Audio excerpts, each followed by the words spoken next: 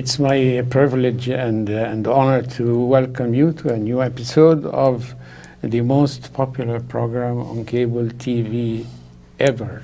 That's Education Exchange. I am your host, Hani El-Qadi. On my right-hand side is my co-host, Elwi Epper Harris. Hello. And tonight we have the honor of hosting the preschool program officials from the Iowa City Community School District. Indeed. And on your right-hand side is Beaver, who is one of the leading characters of this program. And I would like you to introduce your guests tonight. Sure. Well, I'm Jay Beaver, as Hani said, and I'm the support lead teacher for early childhood, both for special education and supporting the general education programs in the district. Also is Terry Novak-Sika and Sharon Helt. They are both our instructional design strategists, kind of formally known as coaches that work in our programs across the district. Before we move to Terry and Sharon, I would like you to tell me briefly your journey. How did you become the lead support It's person? It's been a long journey. I actually started out as a paraprofessional in a preschool classroom, a special education preschool classroom, about 20 years ago, and then came back to the district as a teacher. So I've been in the school district this is my 17th year in the school district. Started out teaching in an early childhood special education preschool program back when we had self-contained special education classrooms. Did that for a number of years. Then I worked with kids that had IEPs or special education needs that were placed out in community preschool programs around the Iowa City community, and I'd go out to those preschool programs and work with the kids there. And then I've been in this current position since 2008. Elwi. Yes. What is MTSS, Jay? Well, that's one of the many things we have going on in our preschool programs this year. Our preschool programs are blended preschool programs. So we have kids in the programs that some are eligible for special education services, others are general education 4-year-old students. And one thing we do with all of our students in our programs is we do a screening assessment with them all at the beginning of the year, similar to what they do for K-6 students in our elementary buildings. And we screen for early math skills, early literacy skills, writing, and readiness skills. And then these two do a lot of number crunching and kind of determine, what our norms are for those scores across the district, and looking at students that might be falling below what we consider to be proficient on those skills. And that's sort of what becomes that MTSS process. It stands for multi-tier systems of support. So those students that we see that are falling below proficiency, we look at those students and determine, do we need to provide some additional interventions for them? What do we need to do with our instruction for those students to kind of help catch them up to where we are expecting them to be? Of course, I have to say that I have known Terry for many, many years before I got the honor to know both of you, you and Sharon. And Terry, we go back many years when you were running the self-contained classroom at the Good Shepherd, and I remember your journey from the schools. And can you describe to the audience or to our viewers your journey too? Well, my journey actually started with Grantwood AEA, and I was doing early childhood intervention, and then I moved to the school district. What does AEA stands for? The Grantwood Area Education Agency, and Okay. that supports children birth to 5. And then I became a classroom teacher for the 3 to 5-year-olds in the Iowa City School District, and had the pleasure of teaching Hani's daughter as one of the peer models at Good Shepherd many years ago. And I have been teaching in the district with fully included classrooms ever since that time. And this is my first year as an instructional design coach for the preschool teachers. Sharon, it's your turn now to tell us your story. Sure. So this is my 29th year working with students in education. I started out as a first grade teacher And following that, I worked for the University of Iowa Hospitals and Clinics at the Center for Disabilities and Development for about 14 years. And 10 years ago, came to work for the district. And my role started very similar to what Jay explained, being a preschool teacher out in least restrictive environment settings, or an itinerant teacher. So at that time, 10 years ago, we did not have as many preschool programs within our own district buildings. So we were working to serve students out in the least restrictive environment settings, such as Head Starts, neighborhood centers of Johnson County, some private preschools. And then maybe about 4 years ago, the district had instructional design strategists or coaches, programs for that. And so that's an area I was real interested in, so became a coach. And I'm glad that Terry has joined me because we together share 12 schools. And this question is for the both of you, Terry and Sharon. What does it mean to be an educational or education design strategist? I'll start. We go out into the schools, like Sharon said. I have the west side schools and Sharon goes to the east side schools, and we support the teachers.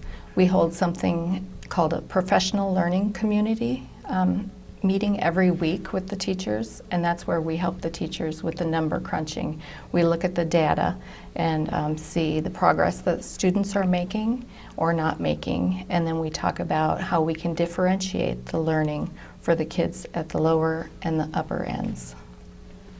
And what are the challenges that come with that role? The challenges that come with our role actually are few. It's more just enjoyment and a lot of rewards and working together with a colleague and a teacher and watching them grow and watching the students grow. We have the privilege of being in the classroom and still being able to see kids and work with kids, because that's, I know, really important for both of us. Along with just coaching and supporting the teachers for their assessment.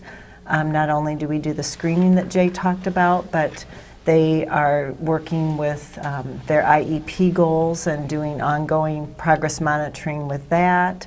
So just helping them kind of with different strategies and how to make some slight changes in maybe what they're doing in working with the assessments or our curriculum with the students. Jay, what is the process of kindergarten readiness? How do you decide that this kid is ready now to move on? Well, the state of Iowa, about 8 years ago, I think, they developed the Iowa Early Learning Standards, which are the preschool version of core. So those are the standards that we want kids to have by the end of preschool in all the different developmental areas of literacy, math, writing, fine motor skills, gross motor skills, social skills. So those are the standards that we teach to.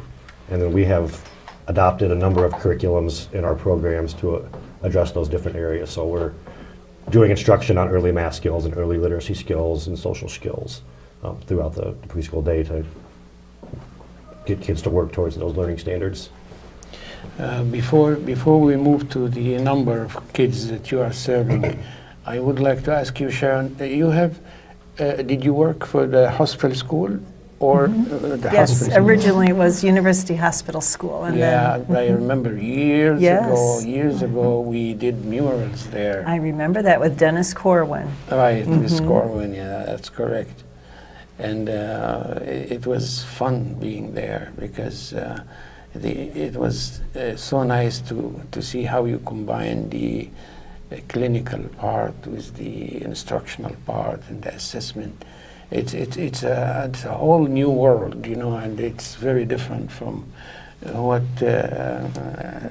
people can imagine, the amount of work that you deal with. And but I heard that one of the hurdles or one of the things that sometimes trouble people who are working in this area is the red tape and paperwork, and you deal with a lot of paperwork, right? Well, our teachers certainly do, and Yeah. that's one thing that Terry and I, our role is really to support them with that too, such as some of the individualized education programs, the IEPs, and just kind of being able to support them in, in following the meeting. They're writing, kind of trying to recap the meeting and just taking a look at the goals and making sure that they're ambitious enough that we're able to progress monitor those goals and helping support, the accommodations and whatever's written in the IEP, then we can help support that. But there's, ongoing monitoring of the IEP that involves paperwork and the annual reviews, or if the IEP gets amended. So, we're asking a lot of our teachers, and so that's why it's nice that we're here to support them. Terry, you are dealing with the general population as well as the special ed. Yes, yes. And I will give you a hypothetical question here, Okay. which is a little difficult, because we didn't discuss it in the Okay, I hope I pass. production, production meeting. Okay. Suppose that a parent comes to you and says, "Well, I need an IEP for my kid. I think that's reasonable, and I am convinced that she will or he will do better with an IEP." I want you to explain to the viewer what's an IEP, number one. Okay. And number two, why parents really compete in order to get their kids on IEP sometimes. Okay. Well, first of all, an IEP is an individualized education plan for a student. And a student has to be discrepant from their peers, meaning they have to have skills that are much lower than the typical child. And so if a parent were to come to me and say, if I were the teacher, if they were to come to me and say, I would like an IEP for my child, as Hani said, I first would talk with the parent and have a conference to see what is the parent seeing, what are the parents' concerns that leads them to think that they need an IEP. And then I'd go and show them the data and the artifacts, because our preschool teachers collect a lot of data on all students, not just students with IEPs, but all students, the gen ed students too. So we would look at the data, and really the data decides whether or not we would call other professionals, such as the Grantwood Area Education Agency, to help us re-evaluate or evaluate that child to see if they're really, truly eligible for an individual education plan. Jay, I want to ask you about the difference between the preschool preparation of kids and later on in life, like at the level of elementary school and junior high. Do you follow that with other people that takes over from you? So we try to align what we're teaching in our preschool programs with what kids are going to be expected to start doing when they get into kindergarten. We've done some work with our kindergarten teams as far as these are the things that we're teaching kids based on our learning standards. How does that align with what you're expecting kids when they come in, looking at the assessments they do, making sure that we're using similar language that they use. So when they're asking kids questions about math or literacy, that the kids are used to hearing those kind of questions and knowing what they mean. So we've done a lot of work through that, just aligning to make sure that we're getting kids prepared for what they're going to start experiencing when they get into kindergarten. And what is the most challenging of that? I think there's one thing that we've found out as we've kind of dug into this more the last couple of years. There's a little bit of a disconnect between what our standards are in preschool, kind of what we expect kids to have skill-wise when they leave preschool, Right. and what the expectation is when they enter kindergarten. In several skill areas, especially in math, I think we found there's kind of a gap between our expectations and what kindergarten wants them to do. And how do you So manage the challenge is, it's our job to teach to the learning standards. So it's our job to get kids ready for kindergarten by reaching those learning standards. And then if, we need to kind of go a little bit above and beyond that with some kids, we can. But we're kind of focused on making sure that we're meeting our standards in preschool. Now, let us move, Sharon, to the numbers on the east side versus the number on the west side? How many kids are getting these benefits? Our total number, and Jay, you'll have to help me, correct me if I'm incorrect on this, but the total number of students, 4-year-old students in our preschools, that would be students, the general ed students and students with special needs, is roughly 400? Roughly 500, Or a 500. little over 500 students total in our district. And we have, That's a huge number. and we also, we talked a little bit about the preschool programs in our district. We also have community partner programs. That's part of the law for preschool from the state, that we're required to have community partner programs. We have 6 community partner programs in the district as well, and those kids are part of our count for our total enrollment. So we're serving probably about 400-ish within the district, and then another 100 or so in those community partner sites. So your jobs, which is critical, I think it's a very important job, but I just want to see the hierarchy of this. I mean, do you get your, do you report to the administration here or to the Grantwood Area Education Agency, or both? I want to understand that. I report to the district administration. Okay. So our special ed part of my job, I kind of report primarily to the special ed director, and then I'm also working with our curriculum coordinator. And the special ed director now is Jane Fry? Jane Fry is the interim special ed director, Okay. yes. So I'm reporting to her, and then kind of transitioning a little bit to the curriculum director for that general ed side of preschool. But you don't have direct connection with area education agency. We partner with them a lot. They provide a lot of services in our classrooms, but I Right. don't have any direct reporting to them. I do have direct reporting then up to the state level. Right. We have a number of reports that we have to complete for them to ensure that we're meeting the standards that they have set for us to provide these programs. Do you have issues that you want to ask about? This is a very specialized area, especially Elwie graduated from our system here. And then she moved on to California, and she went to the film and industry and Hollywood and TV and all that. But she never forgot her schools here. So that's why she's part of our education programs here. It is very interesting to hear what you all have to say as far as the system goes. I obviously directly would interact with the teachers and the students, and I never knew anything about behind the scenes stuff and what you do and how much work and effort you put into it. So it's just it's nice to hear. It's refreshing. And some of our work is certainly new. The district is part of a teacher leadership program, and that is the umbrella that the instructional design strategist or the coaches fall under. And with that, the district is trying to identify teacher leaders in the district that can help support other teachers, and we're able to receive some additional training to help us with different coaching strategies and how to work with the teachers to help them just think more critically about what they're doing, kind of reflect more on what they're doing, how things went, what changes might they make for the next time, if any. So we're really fortunate that we're able to have that within our school district, and many districts in the state are receiving additional compensation for teacher leaders in their districts. And I have noticed in the special ed part of your job that most people, especially instructors and educators who have chosen to be doing this role, are very dedicated, very devoted. They believe in their mission, and they.